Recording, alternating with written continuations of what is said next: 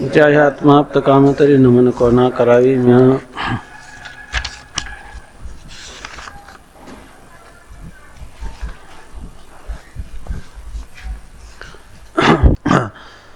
सत्संगतीने आणि सच्चास्त्र ऐकून सच्चिदानंद ब्रह्मरूपाच्या अस्तित्वाबद्दल निस्संदेह ज्ञान होते. आता ब्रह्माचं अस्तित्व आहे आणि ते कसं आहे, निस्संदेह श्रुती प्रमाणाने सांगितलं आणि अशा प्रकारचा अनुमानाधिकांनी देखील हे ब्रह्म मानलंच पाहिजे, त्याच्याविषयी कोणताही संशय नाही असा म्हणतो. असा म्हटलं की समजायचं की त्याचा असत्वापादक आवरण दूर झालं. आता अपरोक्ष ज्ञानाचे लक्षण. मी सच्चिदानंद ब्रह्मरूप आहे असे आत्म्याचे ब्रह्मरूपाने जे निस्संदेह ज्ञान, त्यास आत्म्याचे अपरोक्ष ज्ञान म्हणतात. आता त्याच्यानंतर आता तो काय म्हणतो, सच्चिदानंद ब्रह्म आहे ते जगदधिष्ठान आहे. पुढं तो काय म्हणायला लागला का मीच सच्चिदानंद ब्रह्मरूप आहे. म्हणजे अगोदर जर सच्चिदानंद ब्रह्म म्हटलं केवळ तर ते झालं परोक्ष ज्ञान, आणि सच्चिदानंद ब्रह्माला जर मी म्हटलं तर ते काय झालं, अपरोक्ष ज्ञान. मी सच्चिदानंद ब्रह्मरूप आहे असे आत्म्याचे ब्रह्मरूपाने आत्म्याचं ज्ञान झालं, परंतु कसं झालं, ब्रह्मरूपाने सच्चिदानंद रूप जे ब्रह्म तेच माझा आत्मा आहे असं जे निस्संदेह ज्ञान. याच्यामध्ये पुन्हा संशय आहे का, कोणत्याही प्रकारचा संशय नाही किंवा विपरीत भावना नाही, अशा प्रकारचं निस्संदेह ज्ञान होते, त्यास परोक्ष ज्ञान म्हणतात. या परोक्ष ज्ञानाने ब्रह्म आपले अरे रामकृष्ण आहे मी सच्चिदानंद ब्रह्मरूप आहे असे आत्म्याचे ब्रह्मरूपाने जे निस्संदेह ज्ञान, त्यास आत्म्याचे अपरोक्ष ज्ञान म्हणतात. हे अपरोक्ष ज्ञान सर्व अविद्या जालाचा नाश करते. आता हे अपरोक्ष ज्ञान कोणाचे, अगोदर काय म्हणत होता, ब्रह्म नाहीत आणि मी काय आहे, ब्रह्म नाहीच, कारण ब्रह्माचं ज्ञान नाही, म्हणजे ब्रह्माचं काय आहे, सर्व अज्ञान. आता मीच ब्रह्म आहे असं जेव्हा त्याला अपरोक्ष ज्ञान होतं, त्या अपरोक्ष ज्ञानाने काय होतं, ब्रह्म नाही असणं शक्य नाही, ब्रह्म मला कळत नाही, ब्रह्माविषयीचं काय आहे, अज्ञान आहे. तर जर त्या ब्रह्माचं जर अपरोक्ष ज्ञान झालं तर ब्रह्मविषयक असणारं जे अविद्या किंवा ब्रह्मविषयक असणारं जे अज्ञान, त्या अज्ञानाचं जाल म्हणजे त्या अज्ञानाचा समूह, त्या सगळ्या अज्ञानाच्या समूहाचा तो काय करतो, ते अपरोक्ष ज्ञान काय करतं, नाश करतं. आत्म्याचे ब्रह्मरूपाने जे निस्संदेह ज्ञान, त्यास आत्म्याचे अपरोक्ष ज्ञान म्हणतात. हे अपरोक्ष ज्ञान सर्व अविद्या जालाचा नाश करते. म्हणजे ब्रह्म काय हे मला माहीत नाही या व्यवहाराचे कारण जे अज्ञान आणि ब्रह्म दिसत नाही म्हणून ते नाही अशा दोन्ही प्रकारचे आवरण, आणि मी ब्रह्म नाही, मी कर्ता भोक्ता पापी पुण्यवान सुखी दुःखी वगैरे धर्मवान संसारी आहे अशा प्रकारचा भ्रमरूप जो विक्षेप किंवा शोक या तिन्ही अवस्थांचा हे नाश करते. बघा, जर जीवाला अपरोक्ष ज्ञान झालं तर त्या अपरोक्ष ज्ञानाची काय उपयोगिता आहे ते सांगतात. हे अपरोक्ष ज्ञान सर्व अविद्या जालाचा नाश करते.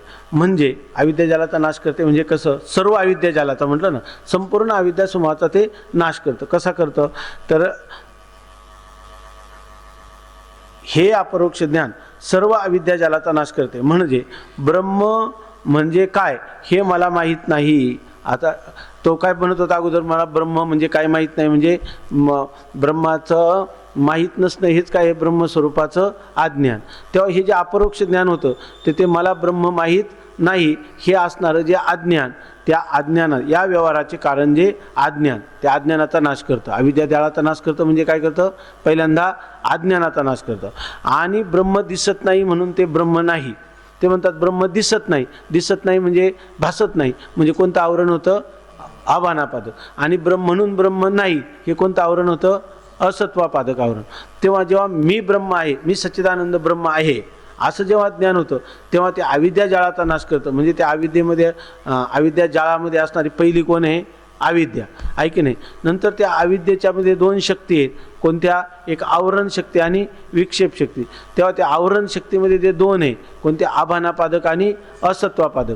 मग अशा वेळेला त्या पुरुषाच्या कोणत्या आवरणाची निवृत्ती होते, आभानापादक आणि असत्वापादक. कारण भान व्हायला लागलं म्हणजे यद अस्तित्वच भाती, जे आहे त्याचंच भान होतं. म्हणजे अर्थात काय झालं, त्याचा असत्वापादक आणि आभानापादक असणाऱ्या दोन्ही आवरण शक्तीचाही हे अपरोक्ष ज्ञान मी ब्रह्म आहे हे ज्ञान नाश करतं. पहिला नाश कोणाचा करतं, अज्ञानाचा. अज्ञानाच्या ठिकाणी असणाऱ्या ज्या असत्वापादक आणि अभानापादक, अज्ञानाच्या ठिकाणी असणाऱ्या ज्या आभानापादक आणि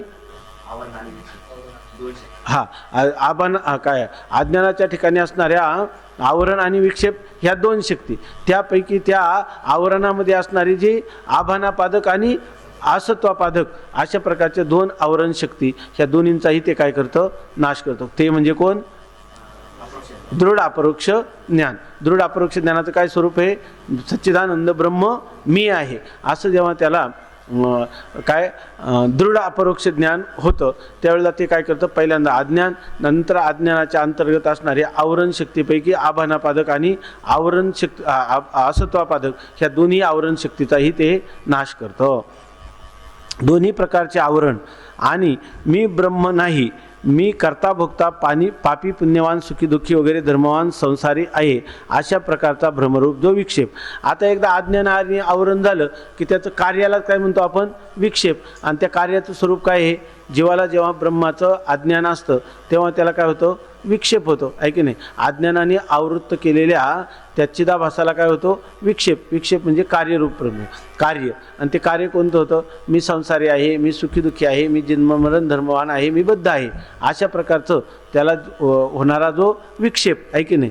मग जेव्हा अहम ब्रह्मास्मी असं ज्ञान होतं, ते केवळ अज्ञानाची निवृत्ती करतं का, केवळ आवरणाची निवृत्ती करतं का, अज्ञानाचीही करतं आणि आवरणाचीही करतं. आणि कोणत्या आवरणाची निवृत्ती करतं मी ब्रह्म हे ज्ञान, दोन्ही पण आभानापादक आणि असत्वापादक आवरणाची निवृत्ती करतं.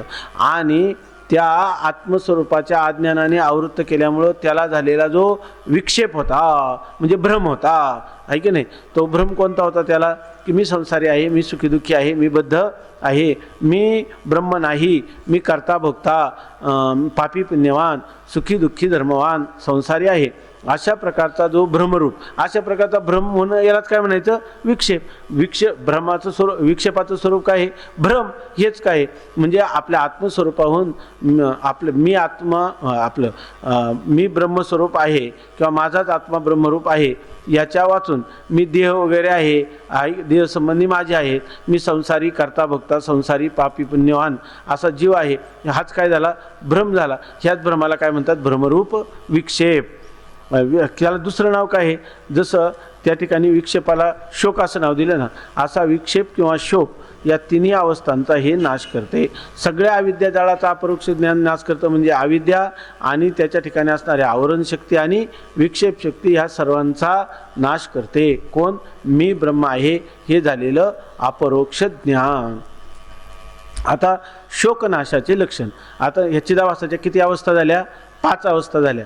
पहिली अवस्था अज्ञान, दुसरी आवरण, तिच्यामध्ये 2 प्रकारचं आवरण, आभानापादक आणि असत्वापादक, आणि तिसरं काय आहे, विक्षेप म्हणजे कार्य किंवा त्याला दुसरं नाव काय म्हणतात, शोक असं म्हणतात. ही झाले 3. ह्या तिन्ही अवस्थापैकी पहिल्या 2 अवस्था आहे ह्या बंधाला काय आहेत, कारण, आणि तिसरी जी विक्षेप आहे ती स्वतः बंधरूप आहे. त्याच्यानंतर आता ह्या बंधनातून मुक्त व्हायला जेव्हा आपण निघतो तेव्हा त्या प्रवासामध्ये चिदाभासाला 4थी अवस्था आहे सत्संगात आणि सत्शास्त्र श्रवण करीत असताना झालेलं परोक्ष ज्ञान आहे. आणि त्यामुळं त्याचा असत्वापादक आवरणाची निवृत्ती होते. ब्रह्म नाही असं म्हणत होता तर ब्रह्म सच्चिदानंद स्वरूप आहे असं म्हणतो. आणि त्याच्या पुढचा प्रवास आहे, ती पुढची उडी काय आहे, त्या ब्रह्माला मी म्हणणं, आहे की नाही. मी म्हटलं की तेच कोणतं ज्ञान झालं, अपरोक्ष ज्ञान. आणि ह्या अपरोक्ष ज्ञान संपूर्ण अविद्या जालाचा नाश करतं. ठीक आहे ना. आता त्याच्यानंतरची 6वी अवस्था आहे, कोणाची, आभासाची. ती 6वी अवस्था आहे शोकनाश. आता ते शोकनाश म्हणजे काय, त्या शोकनाशाचं लक्षण सांगतात. अपरोक्ष ज्ञान झाल्यावर माझ्या ठिकाणी जन्म मरण सुखदुःख पाप पुण्यादी कोणताही संसार धर्म नसून सच्चिदानंद रूप ब्रह्म मी आहे अशा रीतीचा जो दृढ निसंदेह बोध होतो त्यास शोकनाश म्हणतात. आता हे शोकनाशाचं काय? शोकनाश का झाला? आत्तापर्यंत काय समजत होता? जन्ममरण सुखदुःख हे सर्व कोणाचे आहे?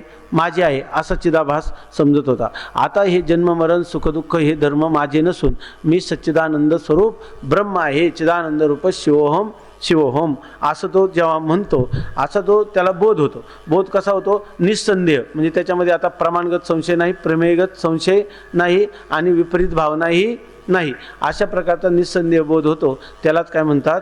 शोकनाश असं म्हणतात.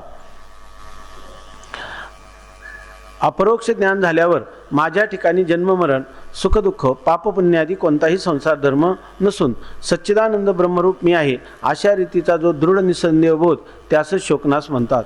यात कुटस्थरूप आत्म्याच्या ठिकाणी जो जन्ममरणाचा निषेध सांगितला त्यावरून सर्व अनर्थांचा आपोआप निषेध झाला असे समजावे. शोक म्हणजे काय? हे अनर्थ, आणि तो सर्व अनर्थ निवृत्त झाला कशावरून? तो पूर्वी काय करत होता? स्वतःला अनात्मा असणारे देहादिकांना मी म्हणत होता. आता तो काय म्हणतो? यत साक्षात अपरोक्षात ब्रह्म, जे साक्षात अपरोक्ष असणारं ब्रह्म तेच माझा आत्मा आहे असं ज्या वेळेला तो म्हणतो त्यावेळेला आत्मेच्या ठिकाणी कोणता अनर्थ आहे? जन्म. आता तो स्वतःला काय म्हणा?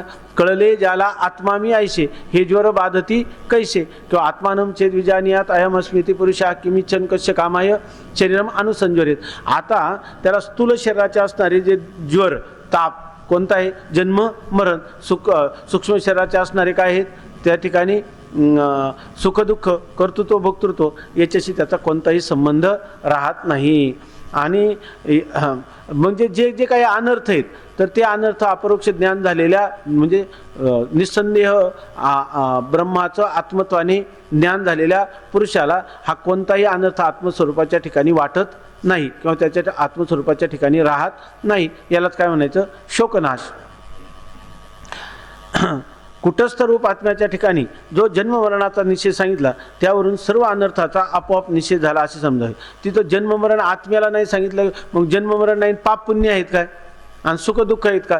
जन्ममरण शब्द जरी वापरला किंवा संसार दुःखाची निवृत्ती वापरली की त्याच्यात काय झालं? सर्वच्या सर्वच येऊन गेले. कोणताच अनर्थ कुटस्थ आत्म्याच्या ठिकाणी नाही. कारण जन्मानंतरच सर्व अनर्थाची प्रतीती होते. सर्व काय काय काय तुकाराम महाराज म्हणते 14 अभंग आहे ना. जन्माचे ते मूळ पाहिले शोधणे दुःखाशी कारण जन्म घेणे.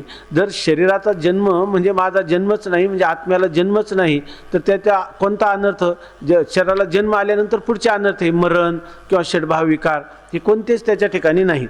म्हणून म्हणतात जन्मानंतरच सर्व अनर्थाची प्रतीती होते. जन्मच नाही असे म्हटल्याने त्यानंतरची सर्व दुःखे सहजच जातात.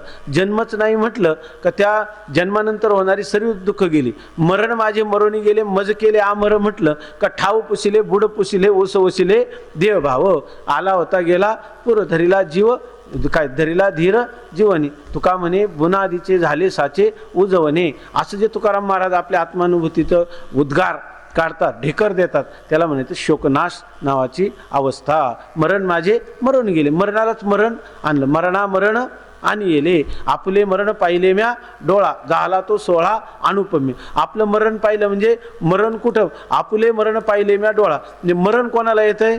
ह्या स्थूलादी देहाला येतं. हे मी डोळ्यांनी पाहिलं नाम स्थूल देह मी नाही, मी आत्मा कुटस्थ असंग निर्विकार त्याचा साक्षी आहे असं पाहिलं. आता ते त्या जन्मासंबंधाने किंवा जन्मानंतर होणाऱ्या कोणत्या दुःखाशी आत्म्याचा संबंध लागेल?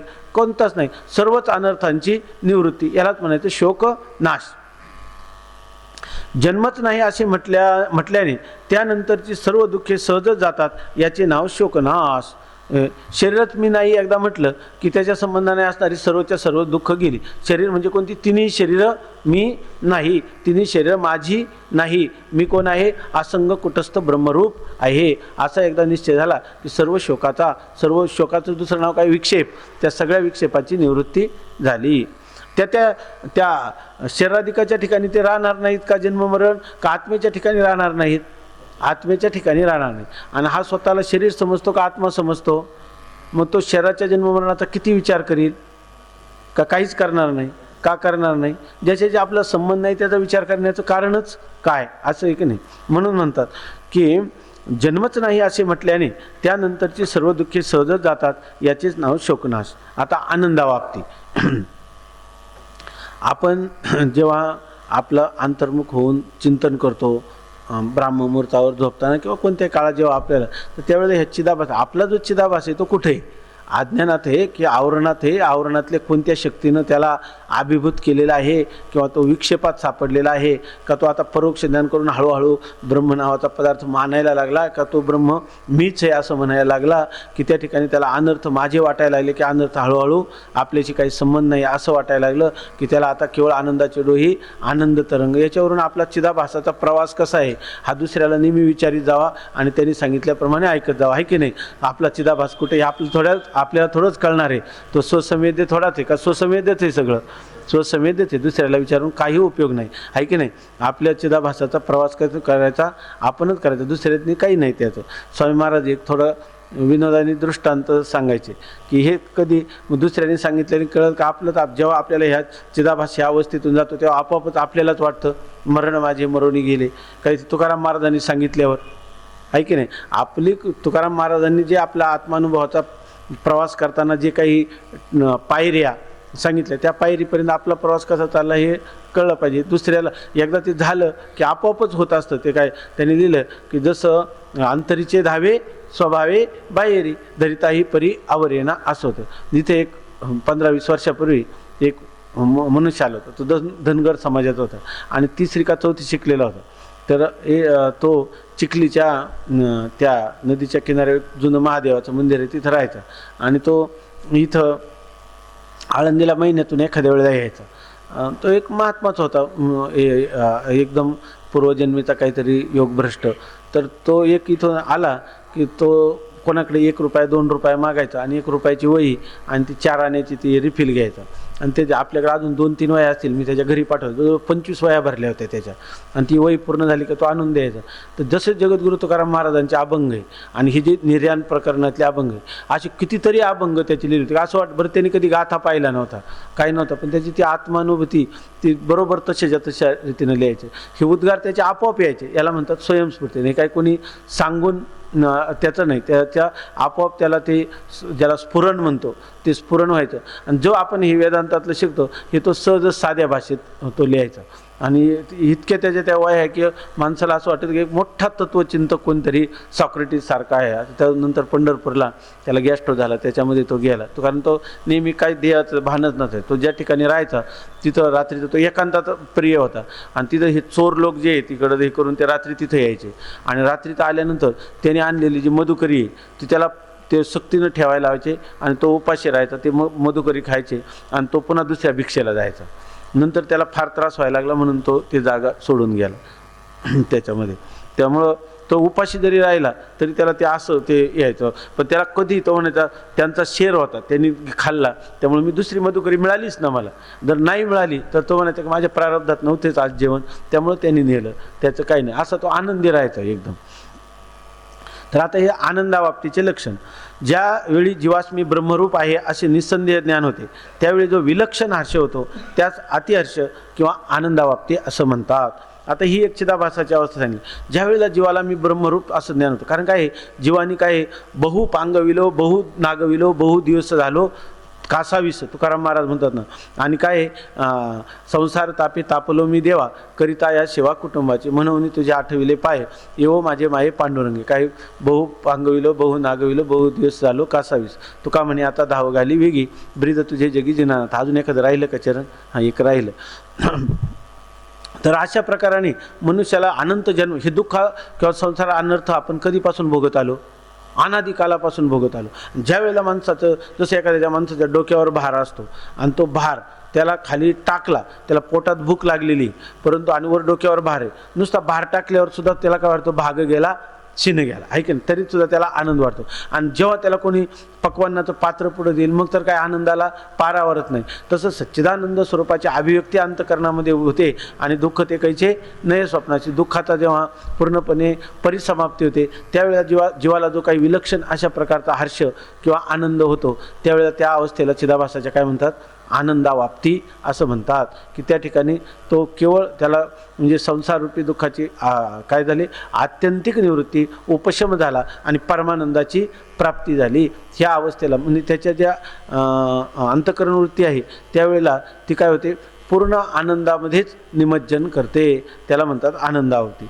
आणि जीवाला खूप हर्ष होतो, कारण का इथून पाठीमागं विषयाच्या द्वारा सुख मिळवलेले, परंतु ते सुख म्हणजे खरं काय होतं, दुःखच होतं. आता इथं विलक्षण हर्ष म्हणजे काय, विषय तर नाही आणि आनंद तर आहे, याला म्हणायचं विलक्षण. आणि बाकीचा आनंद कसा होता, तो आनंद काय होता, विषय असले, अनुकूल विषय असले तर सुख, त्याच्यात एक कालाचा परिच्छेद, देशाचा परिच्छेद, वस्तूचा परिच्छेद आहे की नाही, त्याच्यात एक काम क्रोधाधिकांचं पुन्हा त्याला प्रतिबंध. आता या ठिकाणी कोणता निष्प्रतिबंध आनंदाची अनुभूती, याला म्हणतात आनंदावाप्ती.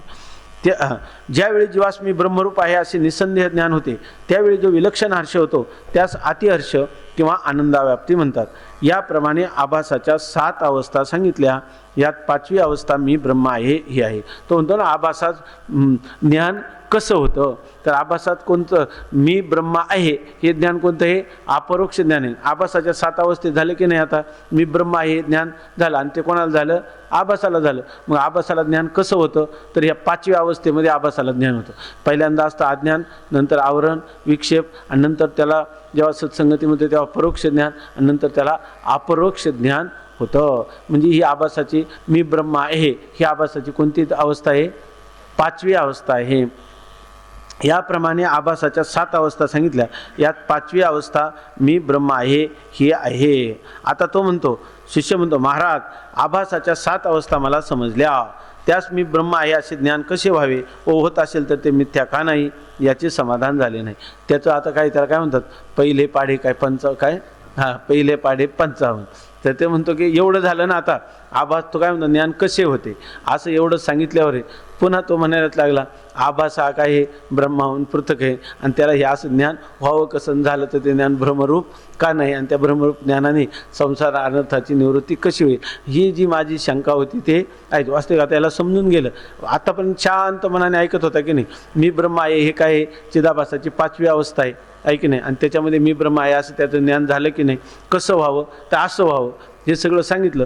तरीसुद्धा तो म्हणतो, हे मी ब्रह्मज्ञान असे ज्ञान कसे व्हावे, होत असेल म्हणजे कसं काय व्हावं, होणारच नाही एकतर, कारण तो आहे पृथक, त्याला त्याच्याहून पृथक असणाऱ्या ब्रह्माचं आत्मत्वाने ज्ञान होईलच कसं, बरं झालं तर ते ज्ञान ब्रह्मरूप कसं नाही, ते ज्ञान अर्थातच यथार्थ म्हणता येणारच नाही. ही जी माझी शंका होती याचे समाधान झाले नाही. मग आता ते म्हणे, पर आता तुला याचं समाधान करायचं म्हटलं तर आता तुला झोपेत ऐकून घ्यावं लागेल, आहे की नाही. मग त्याच्यापेक्षा उद्या जरा उत्साही होणे, मग उद्या ऐकू म्हणतात. पुंडलिक वरदा हरी विठ्ठल श्री ज्ञानदेव तुकाराम ज्ञानेश्वर महाराज की जय. बरं, हे पाठ चालू ठेवायचं का विचारसागर?